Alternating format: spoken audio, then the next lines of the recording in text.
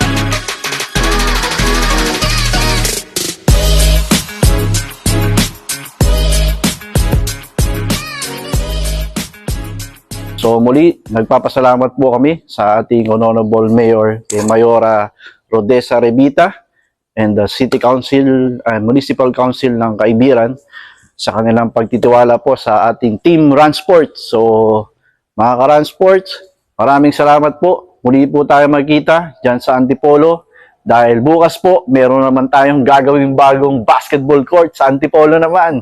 Kaya abangan nyo mga Ka-Run Sports. Kaboom!